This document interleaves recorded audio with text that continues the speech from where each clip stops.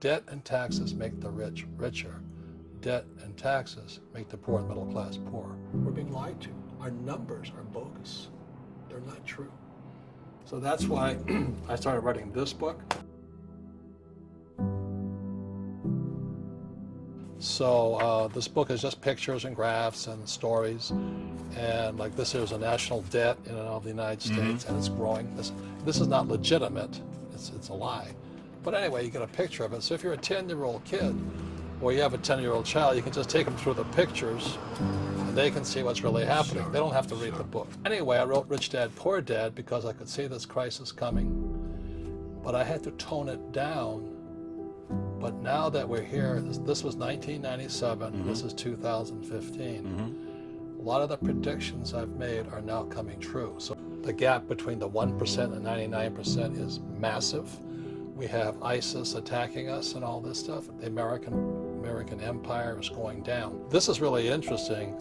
It shows the top 99% taking a hit and the 1% get richer. And really that's what's going on. Is what started to happen just a few years ago, the 1% got really rich, which is good, but unfortunately the 99% below them took a hit.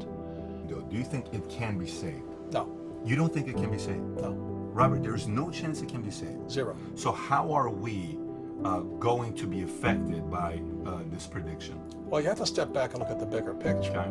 You see, it's not just money.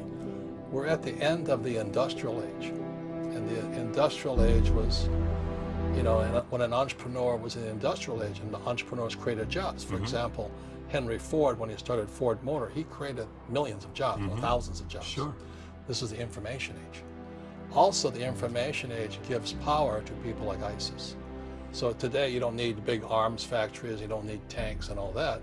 You can be like ISIS using your cell phone, do social media, and kick our butts. So the power has shifted. Mark Zuckerberg of Facebook, he said we should all read this book called The End of Power. The end of power is what's happening today. It is the end of the American empire. What's going to happen from here is what spooks everybody, and nobody really knows. He says you always have to look at the big picture. Too many people look at, well, what's going to happen to me?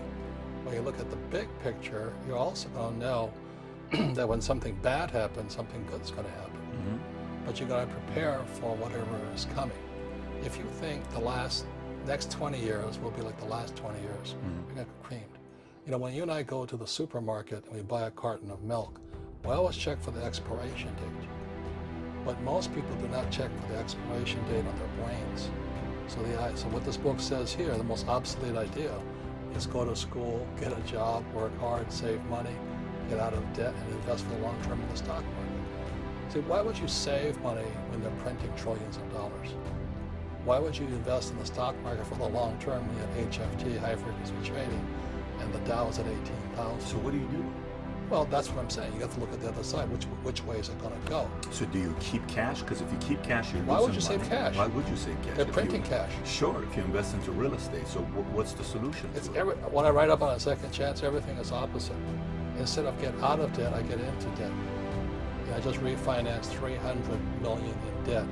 It went from 5% to 2.5% interest. I made a fortune. Every month, more money comes in because my cost of money has gone down. So while some financial experts are saying get out of debt, I'm saying learn how to use debt. See, when I came back from Vietnam in January '73, the first thing my rich dad said to me was go to school to learn how to invest in real estate. It wasn't real estate, it was how to use debt and taxes. Debt and taxes make the rich richer. Debt and taxes make the poor and middle class poor.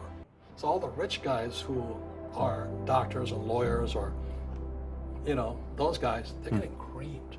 And they don't know why. Doctors are getting creamed. Oh yeah, they're making more money, but the take home is less. Sure.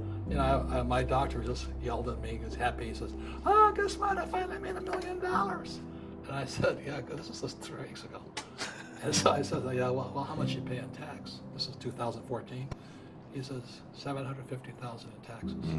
So his net was about $400,000. That's not bad. But when I make $1 million, I keep $1 million. And the reason is because I don't make it by working for money. See, if you work for money, you're taxed. So that's why lesson number 1 in Rich Dad, Poor Dad is the rich don't work for money. What we do instead is we create businesses as entrepreneurs. we acquire real estate. I don't invest in the stock market. Okay? So the reason is because as entrepreneurs, I have more control over my income, how much I make, and how much I pay in taxes. And because I'm an entrepreneur as well as an investor in real estate, I pay zero tax. So every time I make, let's say, $1 million as an entrepreneur, I immediately invested in real estate. I have a 4-to-1 step up. So I put $1 million in real estate. I get $4 million from the bank. That's why I love banks. But the banks are screwing everybody else. Terrible. But it's good for me. That's why you say when you print, it's good for you, but when you print, it's bad for people that work for money. Because when you print, savers get creamed and people who work for money get creamed. When they print, debtors get rich. You see, debt and taxes make the rich richer, and debt and taxes make the poor middle class poorer. Anytime a country printed, they corrupted the money supply. The empire collapsed. See, the Romans tried it. And it was called debasing the currency. Debasing means they took a silver coin and they mixed base metals like nickel and copper and those things inside. America started doing the same debasing in 1964. So when you look at our silver coins, in 1963 they were not pure silver, they were silver. And in 1964 you go, oh, what's that little copper tinge there? That's debasing. So throughout history, anytime a government has debased or printed their money, the economy eventually collapses. So the Romans tried it, Zimbabwe did it, the Germans did it, Milosevic did it, China did it. So every time they print money, history will tell you the same thing. If we know it, why are we printing money? Because people don't understand history. Who are the people that don't understand? Our politicians don't understand history, or the voters? They don't teach you this in school. And now I said your house is not an asset. Savers are losers, the rich don't work for money. That was 1997, 2015, they're coming true. So second chance is how I came to my assumptions and conclusions. We're being lied to. Our numbers are bogus. They're not true. So that's why I started writing this book, because everything in second chance is opposite of what they teach you in school.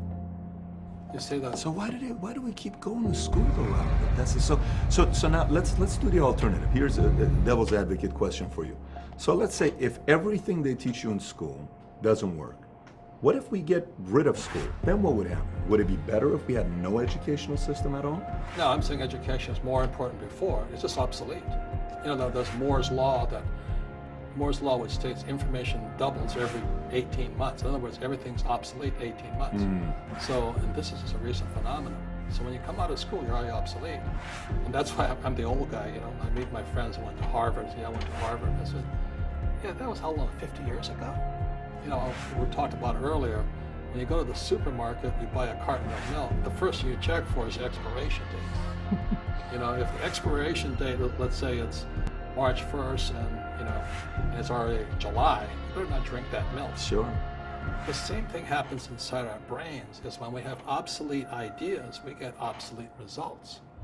So what's happening for most people, the idea of going to school, getting a job, working hard, saving money, getting out of debt, buying your house because it's an asset, investing for the long term, is obsolete.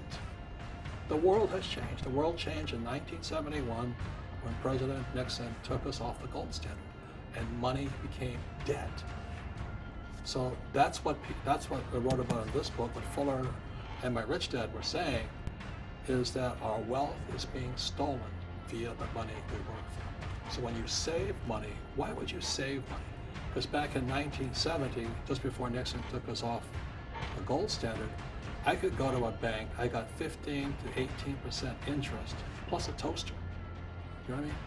Today, the banks are charging you interest to save money. In other words, banks don't want your money because they printed too much of it. And that's why there's this bubbles in stocks and bubbles in real estate and all this. People are dumping the cash.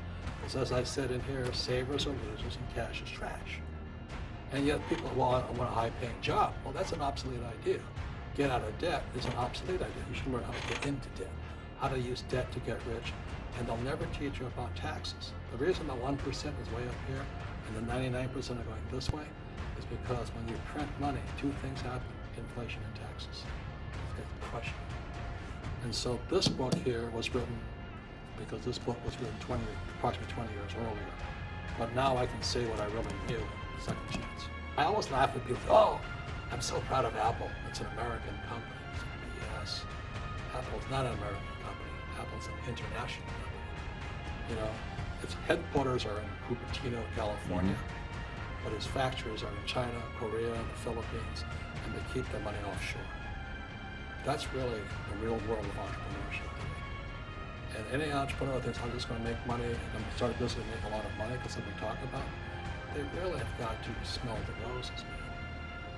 You know, that's not what the real entrepreneurs are doing. Okay, so that's why I wrote Rich Dad, Poor Dad. I'm glad people are becoming entrepreneurs, but most of them are still trying to make money. Why would you just make money when you're being ripped off via the money system? I'm not saying it's good or bad. I like it. You know, I love the big banks. You know why? Because they give me, the people who save money. So when you save money, the banks give it to me. Thank God. When you buy insurance, they get it, they give it to me. And that's the game. And you know who gets the tax breaks? Me. You look at my buddy, not my buddy, I'd like to be his buddy, is Elon Musk. He doesn't pay tax. He gets what, $50 billion? Elon Musk doesn't pay taxes. No, but he gets tax breaks. Sure. So I get tax The breaks. incentives. Yeah, Right. and subsidies. So then the LA Times just went, oh, Elon Musk is ripping us off and all that. Well, Elon Musk is doing what all entrepreneurs should be doing, which is providing jobs and bringing in investment. That's what they do.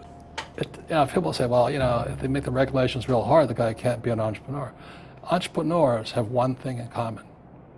They keep going. They'll change the rules. They'll reinvent the rules. You know, they don't just take one answer.